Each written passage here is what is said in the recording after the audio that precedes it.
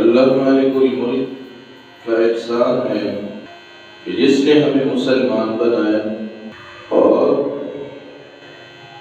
محمد رسول اللہ صلی اللہ علیہ وآلہ وسلم کا امتی بنا کر اس دنیا میں بھیجا۔ دنیا کے اندر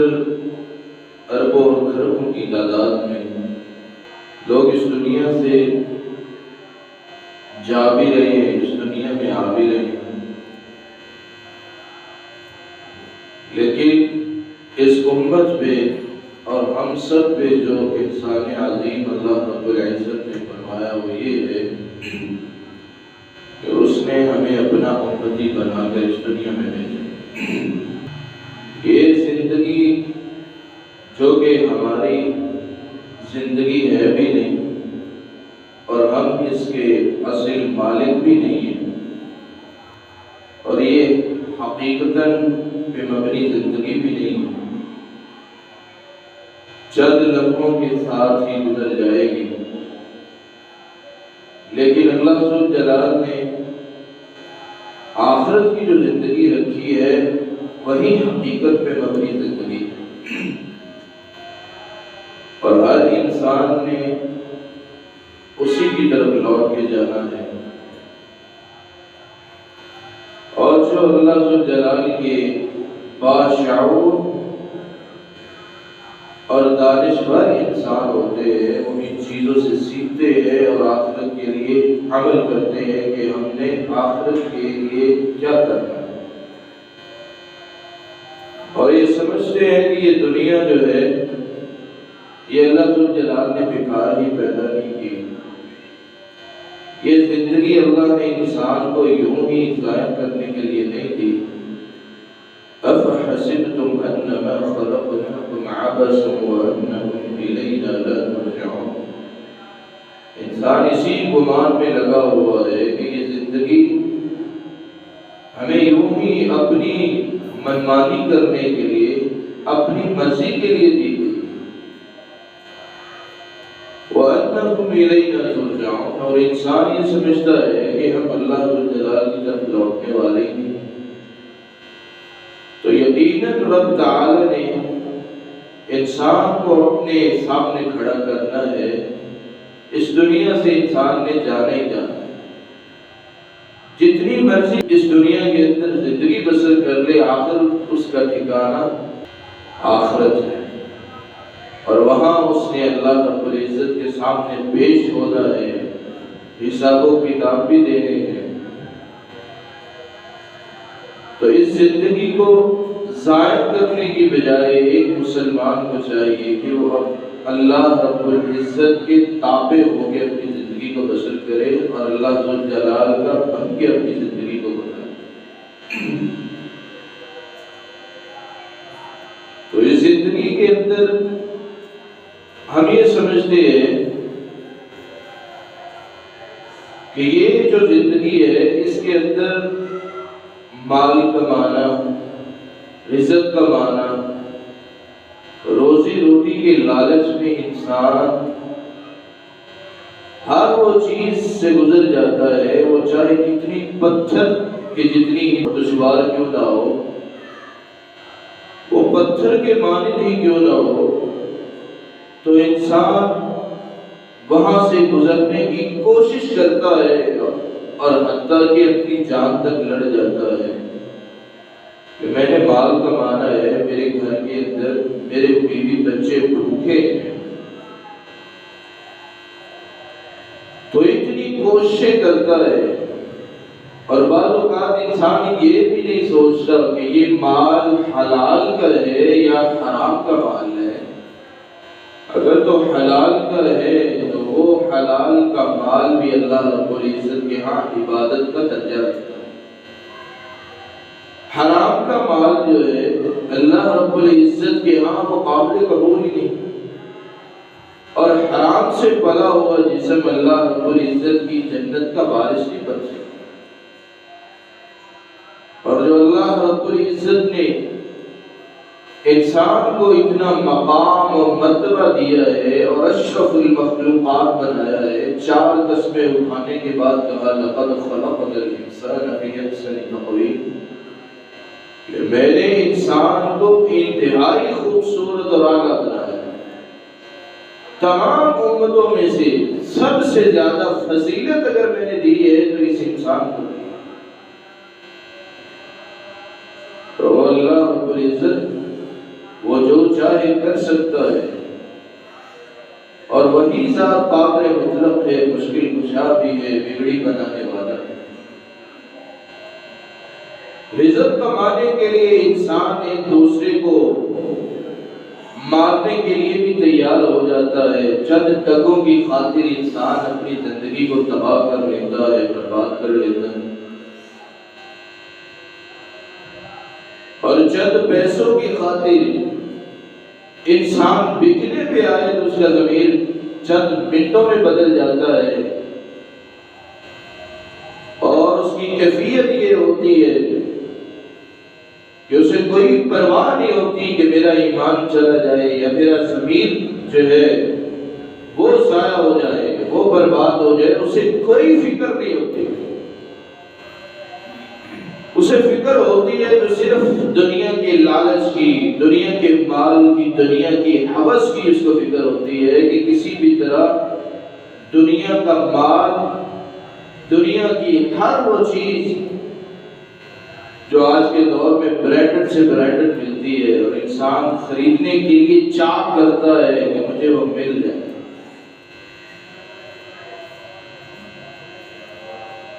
لیکن اللہ رب العزت کے ہاں انسان کی کچھ اور ہی قوت ہے۔ اللہ رب العزت کے ہاں انسان کی قدر کچھ اور ہی ہے۔ وہ انسان جو دنیا کے مال و متاع کے پیچھے لگا ہوا ہے، مال کمانے کی خاطر دن اور رات اس نے ایک کی ہوئی، نہ وہ راتوں کو دیکھتا ہے نہ دن کو دیکھتا ہے، اور اپنے مال کی طرف بھاگتا ہے، سویا ہوا ہے، رات کی تاریکی ہو گئی ہے، اچانک فون پہ بیل بجتی ہے اور اسے پتہ چلتا ہے کہ اتنے ٹن مال جو ہے وہ میرا آ چکا ہے، یا مجھے اتنا نفع آنے والا ہے، تو وہ اس نیند کو بھی ختم کرے گا اور بستر سے اٹھے گا اور اپنے اس مال کی طرف جائے گا۔ تو کبھی ہم نے یہ بھی سوچا ہے، کبھی اس نیند کو ہم نے اللہ رب العزت کے لیے بھی ہم نے چھوڑا ہے، اس بستر کو کبھی اللہ رب العزت کے لیے بھی ہم نے چھوڑا ہے؟ نہیں۔ اذان تو ہمارے کانوں میں پڑتی ہے، آوازیں تو آتی ہیں، لیکن نہ جانے وہ انسان کے کان کے کون سے سوراخ سے نکل کے چلی جاتی ہے اور اس کے عقل کے پردوں تک نہیں پہنچتی کہ میں نے جانا ہے، اور جس کے لیے میں نے تیاری کرنی ہے وہ آخرت کا دن جو بڑا ہی خطرناک دن ہے، اس کے لیے میں نے تیاری کیا کرنی ہے۔ تو دن اور رات انسان مال و متاع کے پیچھے لگا ہوتا ہے، اسے کوئی پرواہ نہیں ہوتی۔ قیامت کے دن نہ مال کام آئے گا، جس کی خاطر وہ دن اور رات بھاگتا رہا، اور نہ اولاد کام آئے گی، جس کے لیے وہ دن اور رات محنتیں کرتا۔ یوم لا ينفع مال ولا بنون، مال بھی اس دن کام نہیں آئے گا اور اولاد بھی کام نہیں آئے گی، حسب و نسب بھی کام نہیں آئے گا، یہ دنیا کے ریتی رواج دنیا میں رہ جائے گا۔ بات اللہ ذوالجلال نے دیکھنا ہے تو ایک پاکیزہ اور صاف دل کو دیکھنا ہے کہ اس دل کے اندر اللہ رب العزت کا ڈر ہے یا نہیں ہے، رب کا خوف ہے یا نہیں ہے۔ اگر اللہ کا ڈر اور خوف نہیں ہے، تقوی نہیں ہے، اللہ رب العزت کو اس بندے کی پرواہ نہیں ہوتی، اور جو اللہ رب العزت کا بن کے زندگی کو بسر کرتا ہے اور اس حدیث کی روشنی میں عمل کرتے ہوئے اپنی زندگی کو اللہ رب العزت کے تابع کرتا ہے، تو وہ دنیا کا خوش نصیب انسان۔ رسول اللہ صلی اللہ علیہ وآلہ وسلم آپ نے فرمایا من اصبح منکم آمنا فی سربہ، جو بندہ صبح کرتا ہے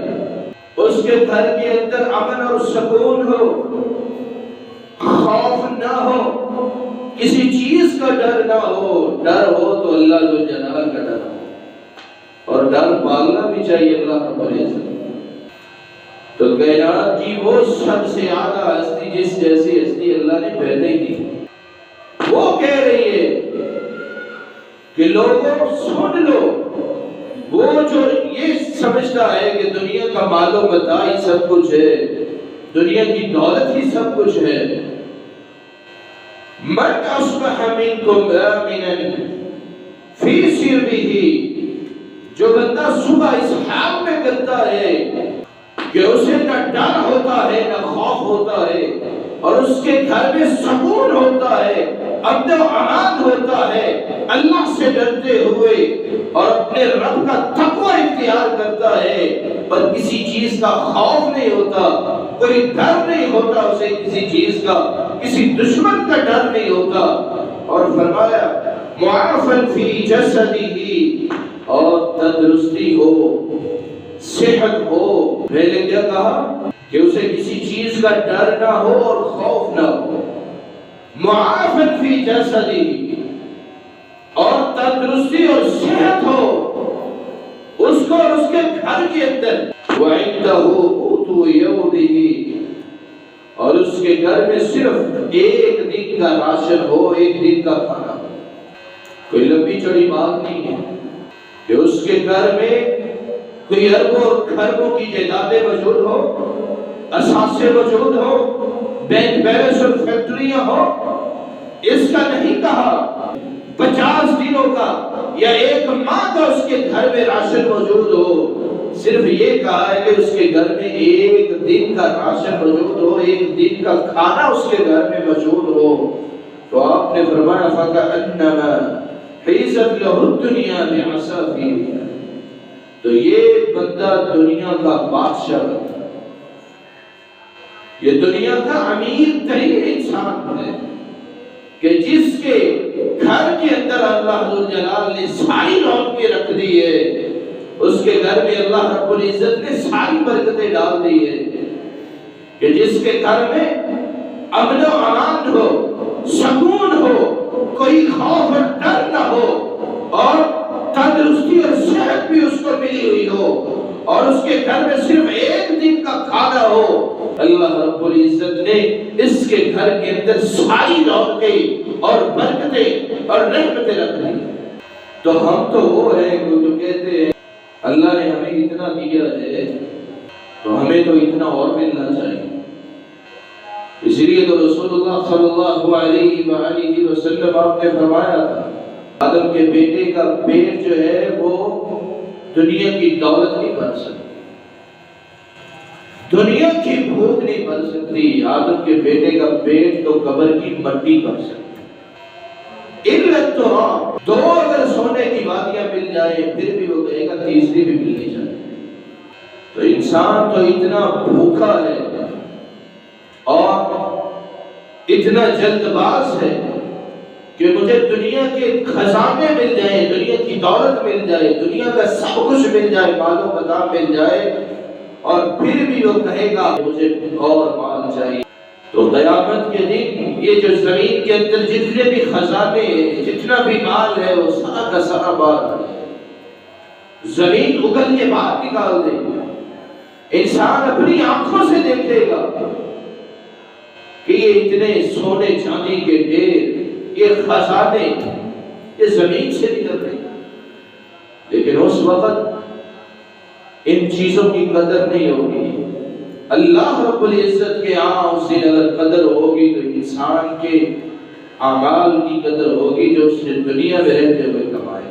تو اس لیے تو اللہ رب العزت فرماتے ہیں وَلَوْ أَنَّ أَهْلَ الْقُرَىٰ آمَنُوا وَاتَّقَوْا لَفَتَحْنَا عَلَيْهِمْ بَرَكَاتٍ مِّنَ السَّمَاءِ وَالْأَرْضِ، اگر یہ دنیا والے، یہ بستیوں والے یہ شہروں والے اگر اللہ پر ایمان لے آئے، اللہ ذوالجلال کا تقوی اختیار کر لے، اللہ سے ڈرنے والے بن جائے، رب تعالیٰ کے ہو جائے، تابع ہو جائے، اللہ رب العزت کے حکموں کو ماننے والے بن جائے، اللہ اور اس کے رسول کی شریعت پر جو رسول اللہ صلی اللہ علیہ وسلم نے کہا ہے ان کی باتوں پہ عمل کرنے والے بن جائے، تو اللہ رب العزت فرماتے ہیں میں زمین و آسمان سے ان کے لیے رحمتوں کے اور برکتوں کے دروازے کھولوں۔ لیکن سبب یہ ہے کہ یہ کام ہم سے بڑا مشکل ہوتا ہے۔ ہم ایمان لائے بھی تو کیسے لائیں؟ کیونکہ دنیا کے اندر ایمان تو انسان کا چند ڈبوں میں بک جاتا ہے، اور ہم ایک ایک سیکنڈ نہیں، ایک ایک منٹ کے لیے اپنے ایمان کو ضائع کر دیتے ہیں، اور پتہ بھی نہیں چلتا، ہم یہ سمجھتے ہیں کہ شاید ہم نیکی کر رہے ہوتے ہیں اور انسان کا ایمان برباد ہوتا ہے۔ اور یہ ایمان جو کہ امام بخاری رحمہ اللہ تعالیٰ عنہ فرمایا کرتے تھے کہ یہ ایمان ولا یزید وینقص، ایمان زیادہ بھی ہوتا ہے انسان کا، کم بھی ہوتا ہے۔ انسان کا ایمان زیادہ کیسے ہوتا ہے اور کم کیسے ہوتا ہے؟ رسول اللہ صلی اللہ علیہ وآلہ وسلم آپ نے یہ بات لوگوں کو سمجھا دی۔ صحابہ کرام عرض کرتے ہیں اللہ کے رسول جب ہم آپ کے پاس بیٹھتے ہیں ہمارا ایمان زیادہ ہوتا ہے، ہم ایمان کے اندر ایک طاقت ہوتی ہے، ہمارے ایمان میں قوت ہوتی ہے، ایک طاقت ہوتی ہے۔ اللہ کے رسول جب گھروں میں جاتے ہیں، بازاروں میں جاتے ہیں، ہمارے ایمان کی وہ کیفیت نہیں ہوتی، ہمارا ایمان کمزور ہو جاتا ہے، تو آپ صلی اللہ علیہ وآلہ وسلم آپ نے فرمایا لصافحتکم الملائکہ، اگر تمہارا ایمان ویسا ہو جائے کہ جس طرح جیسے میرے پاس ہوتے ہو، میری محفل اور مجلس میں ہوتے ہو، تمہارا ایمان اسی طرح مضبوط رہے، گھر کے اندر بھی بازار کے اندر بھی، تو اللہ رب العزت کے فرشتے آسمان سے اتر کر مدینہ کی گلیوں میں تمہارے ساتھ مصافحت کیا۔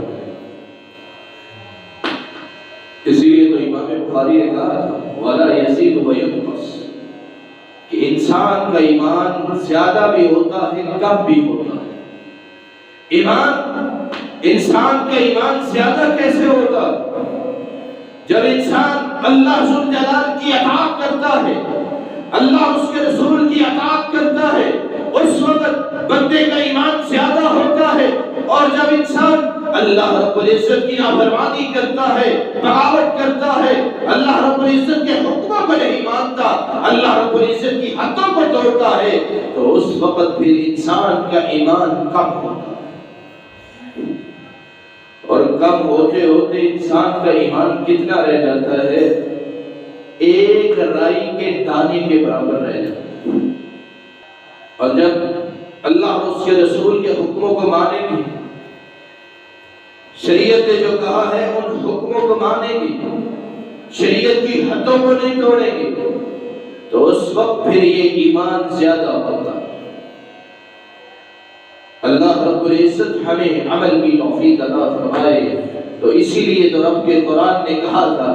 اگر یہ بستیوں والے، یہ شہروں والے، یہ لوگ ایمان والے بن جائیں، اللہ پر ایمان لے آئے، رب تعالیٰ کے بن جائے، اللہ سے ڈرنے والے بن جائے، رب کا خوف اپنے دلوں میں پال لے، اللہ رب العزت کا ڈر ان کے دلوں میں آ جائے، تو میں آسمان سے ان کے لیے رحمتوں اور برکتوں کے دروازے کھول دوں۔ لیکن ہم اللہ رب العزت کی طرف آئے تو پھر ہے نا، ہم آتے ہی نہیں۔ اللہ رب العزت ہمیں سمجھنے کی توفیق عطا فرمائے۔ ہم نے تو اس دل کے اندر دنیا کو پال کے رکھا ہوا ہے، اس دل کے اندر دنیا کی رونقوں کو پالا ہوا ہے، دنیا کی زینت اور بازاروں کو پالا ہوا ہے۔ ہم اس دل کو صاف کر کے اپنے رب کی طرف لوٹیں گے تو اللہ رب العزت کی رحمتیں اور برکتیں ہوگی۔ اللہ رب العزت کی طرف ہم آئے تو پھر یہ نا، وہ رب تو آوازیں لگاتا ہے کہ بندے تیرے آنے کی دیر ہے، میرے معاف کرنے کی دیر نہیں ہے، تو میرے سامنے آ کے جھک تو صحیح، میرے سامنے آ کے اپنے ہاتھوں کو اٹھا تو صحیح، میں تجھے عطا نہ کر دوں تو پھر کیا؟ لیکن اس دل کے اندر دنیا کا ہوس، دنیا کا لالچ، دنیا کی ہرس، دنیا کا شوق، اس کو ہم نے پال کے رکھا ہوا ہے۔ اس دل سے ہم یہ دنیا کے لالچ اور دنیا کی ہوس پرستی کو ختم جب تک نہیں کریں گے، اور اپنی اس خود پرستی کی زندگی سے جب تک ہم باہر نہیں نکلیں گے، رب تعالیٰ کی رحمتیں ہمارے اوپر نازل نہیں ہوگی۔ جب ہم اللہ رب العزت کی طرف لوٹیں گے، اللہ رب العزت پر سچے دل سے ایمان لائیں گے، نمازوں کی پابندی کریں گے، قرآن کی تلاوت کریں گے، رب تعالیٰ نے جو کہا ہے اس کے حکموں کو مانیں گے، محمد مصطفیٰ صلی اللہ علیہ وآلہ وسلم ان کے جیسی زندگی ہم کوشش کریں کہ ان کے جیسی زندگی گزاریں، ان کے جیسا بننے کی کوشش کریں۔ بن تو نہیں سکتے، لیکن زندگی ویسی اگر گزار لی جائے تو قیامت کے دن رب تعالیٰ کی جنت کے مہمان بن سکتے۔ اور یہ دنیا کا لالچ اور دنیا کی ہوس اگر انسان کے اندر موجود رہی تو پھر رب تعالیٰ کی رحمتیں بھی رک جاتی ہیں، گھر سے بھی رحمتیں روٹ جاتی ہیں، انسان سے بھی اللہ کی رحمتیں روٹ جاتی ہیں، گھر سے برکتیں ختم ہو جاتی ہیں، رزق ختم ہو جاتے ہیں، اللہ کی رحمتیں روٹ جاتی ہیں، گھر کے اندر فرشتے اترنا بند ہو جاتے ہیں۔ اللہ رب العزت اس گھر سے اپنی رحمت اور برکت کا ہاتھ جو ہے وہ کھینچ لیتے۔ ہم یہ سمجھتے ہیں دنیا کے اندر کاروبار بند ہو گئے، اور انسان سمجھتا ہے گھر کے اندر بیٹھ جائیں، اور اکیلا بیٹھ کے یہ سمجھتا ہے کہ میرے پاس من و سلوہ آئے گا۔ یہ تو ایک انسان کا وہم ہے جو اس نے پال کے رکھا ہوا۔ تو صحابہ کرام بھی تو تھے، وہ صحابہ کرام جو صبح کی نماز پڑھتے اور اللہ ذوالجلال کا ذکر و اذکار کرتے ہوئے بازاروں اور منڈیوں کی طرف جایا کرتے تھے، رزق کی تلاش کیا کرتے تھے، اور اللہ رب العزت ان کو رزق دیا کرتا تھا۔ کچھ لوگ کہتے ہیں کہ اس وقت تو غریب طبقہ ہوا کرتا تھا، اس وقت تو بڑی غربت ہوا کرتی تھی۔ وہ غربت، وہ غریبی ایک وقت میں تھی، لیکن بعد میں اللہ رب العزت نے اتنا مال دے دیا تھا، اور صحابہ کرام کے پاس اتنا مال تھا۔ عثمان غنی کی تاریخ دیکھی جائے اور عمر فاروق کی تاریخ کو دیکھا جائے اور عبد الرحمن بن عوف اس کی تاریخ کو پڑھا جائے، سو گھوڑے اللہ کی راہ میں دیتے ہوئے نظر آتے ہیں۔ لیکن ہم سمجھتے ہیں وہ وقت غریبی کا تھا، آج امیری ہے، آج کاروبار بند ہو گئے ہیں۔ تو انسان تیری عقل بند ہو گئی، اللہ نے تجھے گھر میں بٹھا دیا ہے، تو گھر سے نکلے گا رزق کی تلاش میں، اللہ تجھے رزق دے گا۔ اور اگر تو رب کے اوپر بھروسہ اور یقین کرتے ہوئے اپنے گھر سے رزق کی تلاش کے لیے نکلے گا، روزی اور روٹی کے لیے نکلتا ہے، اللہ پہ توکل کرتے ہوئے، بھروسہ کرتے ہوئے، تو کائنات کے تاجدار آمنہ کے لال علیہ السلام نے فرمایا تھا، جب بندہ مومن اللہ پر توکل کرتے ہوئے، یقین کرتے ہوئے رزق کے لیے گھر سے نکلتا ہے تو اللہ رب العزت اس کے لیے رحمتیں اور برکتوں کے دروازے کھول دیتے ہیں۔ جس طرح پرندے ہیں وہ صبح کے وقت اپنے گھونسلوں سے نکل کر باہر جاتے ہیں رزق کی تلاش کے لیے، اور رات کے وقت وہ اپنے گھونسلوں میں واپس آتے ہیں اور ان کا پیٹ بھرا ہوا ہوتا ہے، کھا پی کر واپس آتے ہیں اپنے گھونسلوں میں رات کو۔ اگر انسان اللہ پر یقین کر لے، توکل کرتے ہوئے، اللہ کا ذکر کرتے ہوئے، رب کی یاد رکھتا ہے اپنے دل میں، اور رب کا ڈر پیدا ہوا ہے، اور توکل کرتا ہے، اللہ پر توکل کرتا ہے، کسی اور پہ توکل نہیں کرتا۔ اگر یہ میرے اوپر سچے دل سے ایمان لے آئے اور میرے سامنے جھکنے والے بن جائے، میرے سامنے گڑگڑانے والے بن جائے، میرے سامنے اپنی پیشانی جھکانے والے بن جائے، میرے سامنے دعائیں کرے، گڑگڑائے، تو میں ان کی دعاؤں کو بھی رد نہیں کروں گا، تو میں ان کو اتنا مال دوں گا کہ جس طرح پرندے صبح کو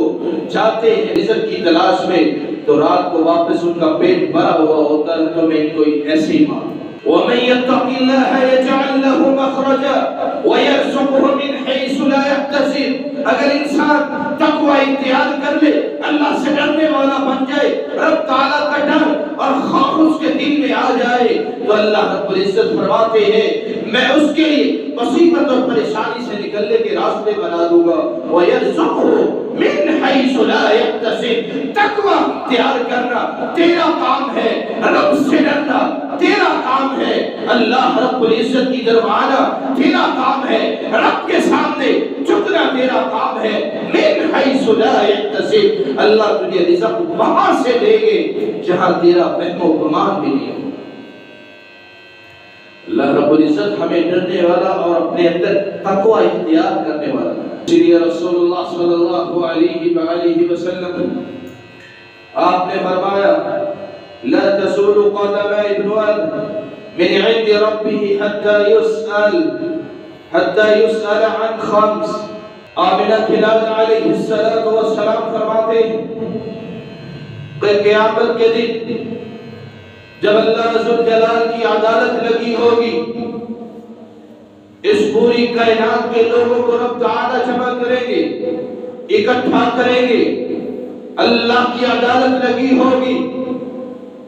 اور یہ پوری دنیا کے حکمران وہاں پہ جمع ہوں گے، یہ پوری کائنات کی عوام بھی وہاں ہوگی اور اللہ رب العزت وہاں سب کو اکٹھا کریں گے اور ان سے 5 سوال کیے جائیں. عن عمره فيما افنى. اللہ رب العزت بندے سے پوچھیں گے بتا میں نے تجھے زندگی دی، تو نے اس زندگی کو کیسے گزارا اور کہاں پہ گزارا. یہ زندگی یہ بڑی قیمتی زندگی ہے، اس کو معمولی نہ سمجھیے. اس زندگی کا ایک ایک گھنٹہ، ایک ایک منٹ، ایک ایک سیکنڈ انسان کی زندگی کے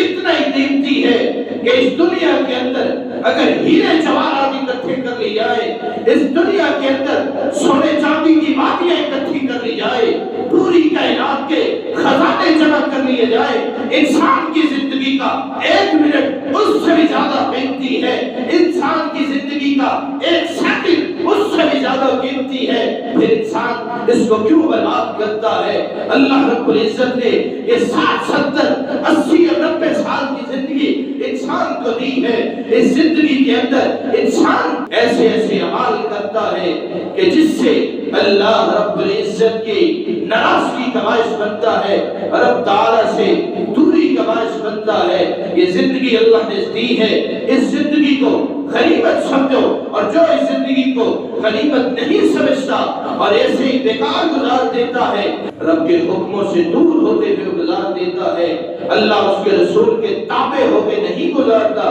رب کا فرمانبردار نہیں بنتا، تو اللہ رب العزت کو پھر ایسے انسان کی ضرورت نہیں ہوتی. اللہ رب العزت انسان سے سب سے پہلا یہی سوال کریں گے یہ عمر، یہ زندگی کیسے گزار کے آئے ہو اور کہاں گزار کے آئے ہو. بتا میرے بندے، تو نے دنیا کے اندر رہتے ہوئے کہ میں نے زندگی دی، تو نے بھرائی کے اوپر چلتے ہوئے گزار دی، میں نے اتنی نعمتیں تجھے دی، تو نے یہ کہاں پہ گزاری. ثم تسألن يومئذ عن النعيم. دنیا کے اندر جو میں نے نعمتیں تجھے دی اس کے بارے میں بھی انسان سے سوال کیا جائے گا، اور یہ زندگی اللہ رب العزت نے انسان کو دی، اس کے بارے میں بھی انسان سے سوال کیا جائے گا. کیسے گزار کے آئے ہو، کہاں گزار کے آئے ہو، مسجدوں میں جاتے تھے یا نہیں، اذان کی آواز تمہارے کانوں میں پڑتی تھی یا نہیں، تم اللہ رب العزت کی بندگی کرتے تھے یا نہیں، رب تعالیٰ کے حکموں کو مانتے تھے یا نہیں. انسان سے یہ سارے سوال کیے جائیں گے، سب کچھ یہ پوچھا جائے گا. اور دوسرا سوال، سب سے پہلے ہمیں اپنی زندگی کا محاسبہ کرنا ہے کہ ہم دیکھیں کہ ہم نے اپنی زندگی کو کیسے گزارا. اس زندگی کے اندر ہم کون سی ایسی کمی اور کوتاہیاں ہیں جو کر رہے ہیں جس کو ہم نے چھوڑنا ہے اور چھوڑ نہیں ہے. اس زندگی کے اندر انسان جو بھی عمل کرتا ہے، فرشتے لکھ رہے ہیں، رجسٹر کے اوپر درج ہو رہا ہے. لا يغادر صغيرة ولا كبيرة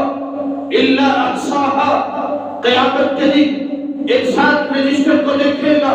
کہ اس کے اندر میری زندگی کی ایک چھوٹی سے چھوٹی برائی بھی لکھی ہوئی ہے. ایک کیسا رجسٹر ہے کہ جس کے اندر ایک چھوٹی سے چھوٹی نیکی بھی لکھی ہوئی ہے.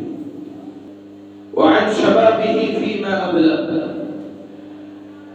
بتاؤ میرے بندے، یہ جو زندگی میں نے تجھے 60-70 سال کی دی، اس کے اندر، اس زندگی کے اندر ایک ایسا حصہ بھی آتا ہے جو جوانی کا حصہ ہے، خوبصورت حصہ. انسان جب جوان ہوتا ہے اور جوانی کا جوش اور ولولہ اس کے اوپر ہوتا ہے، اس وقت انسان اپنے پاؤں کو زمین کے اوپر مارتا ہے. علماء لکھتے ہیں 20-25 سال سے لے کر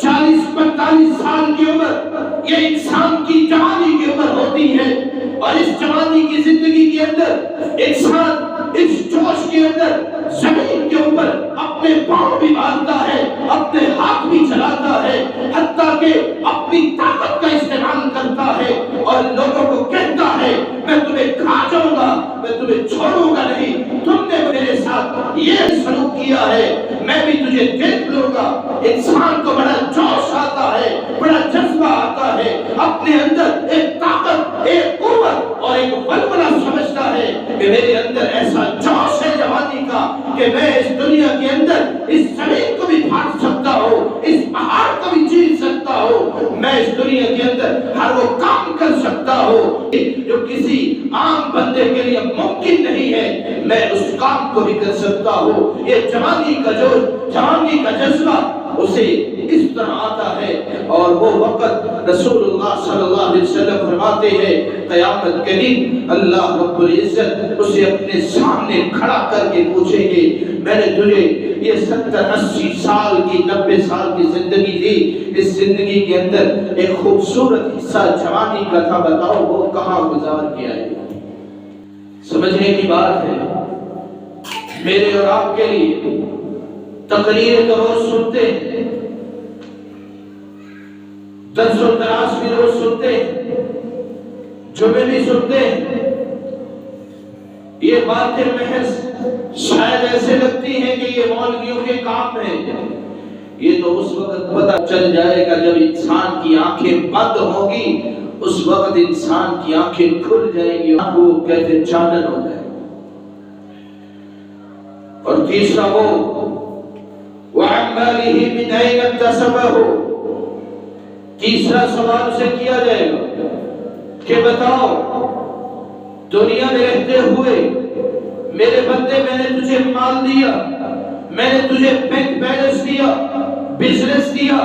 کوٹھی اور کار دی، میں نے زندگی کی عیش و آرام تجھے دیے، میں نے زندگی کی ہر چیز تجھے مہیا کی. دنیا کے اندر تو چلتا تھا، تیرے ٹھاٹ ہوا کرتے تھے، خوبصورت زندگی بسر کرتا تھا، تو اپنی زبان سے ایک آواز لگاتا تھا، ایک آواز سے لوگوں کی لائن لگ جایا کرتی تھی، کتابیں لگ جایا کرتی تھی، لوگ جی حضوریاں کیا کرتے تھے، لوگ تیرے سامنے جھک کے تجھے سلام کیا کرتے تھے. تجھے اتنا مال دیا تھا، دنیا کے اندر عیش و آرام سے زندگی بسر کرتا تھا، سکون تھا جو میں نے ایک غریب انسان کو نہیں دیا، تجھے دیا تھا. میں نے یہ نعمت تیرے اوپر واقف کی تھی اور اس لیے کی تھی کہ تو اس سے فائدہ اٹھائے اور اللہ رب العزت کی نعمتوں کو مزید حاصل کر لے. تو اس زندگی کے اندر رہتے ہوئے یہ مال اور دولت، یہ سکون، یہ نرم اور ملائم بستر، یہ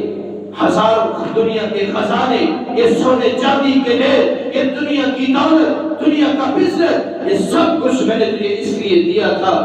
کہ تو دنیا میں رہتے ہوئے میری اور زیادہ بندگی کرے، میری اور زیادہ عبادت کیا کرے، میرے سامنے اور جھکا کرے.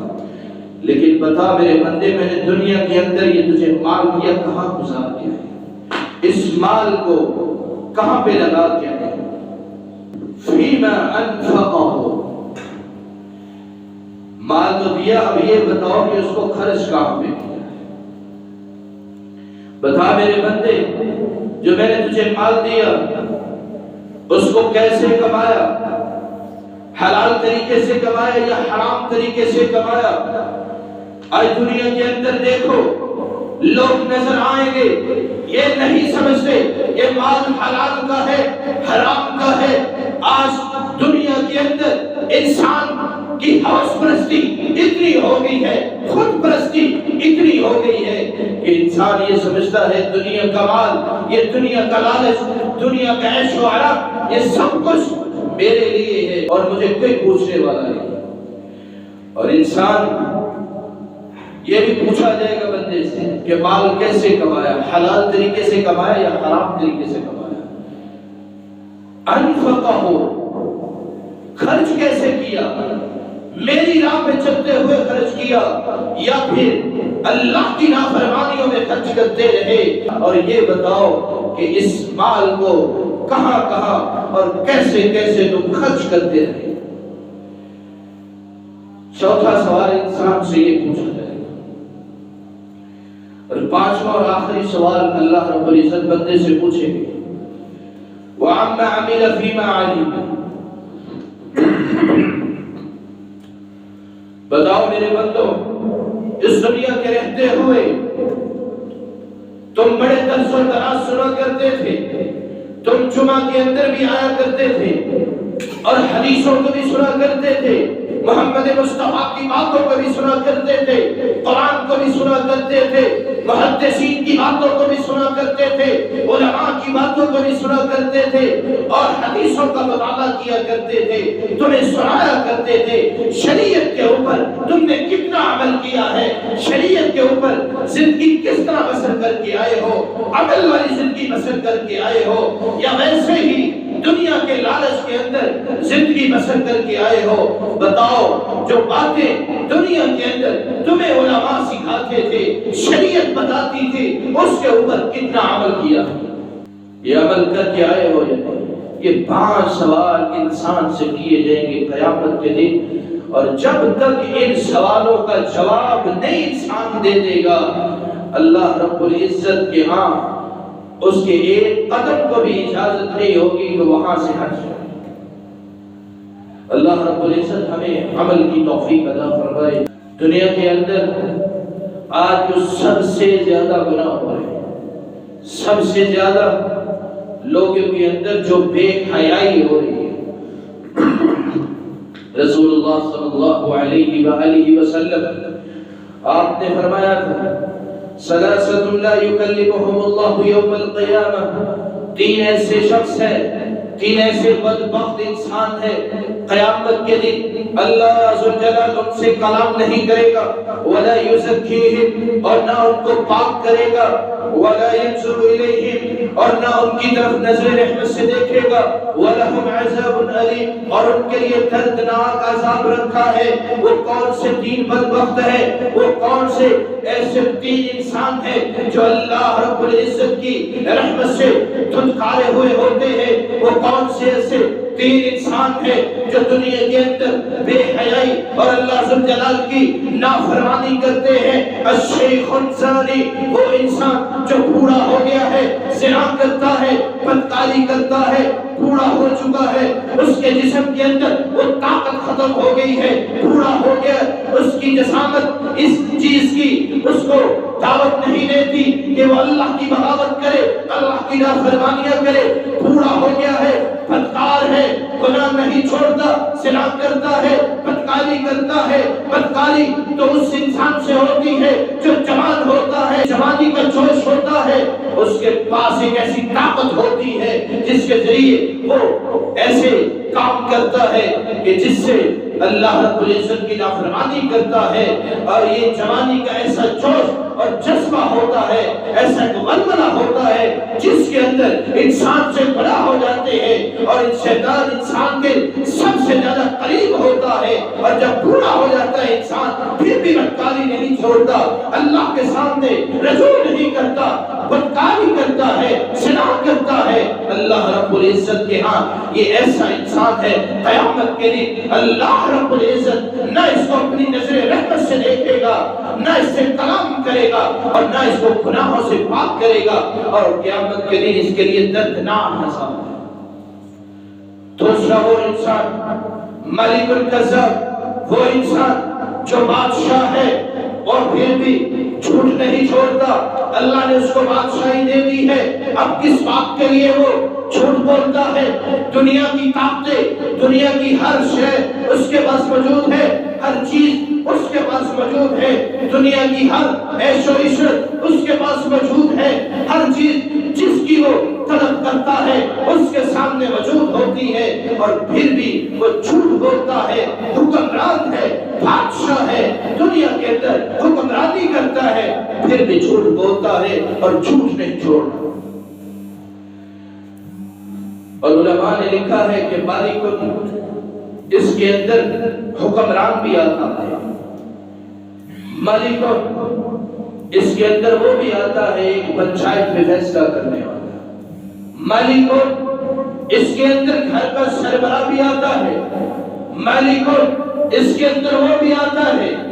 جو دو لوگوں کا سربراہ بنا ہوا ہے. وعائل المستكبر کہ جو فقیر ہے پھر بھی اکڑ کے چلتا ہے.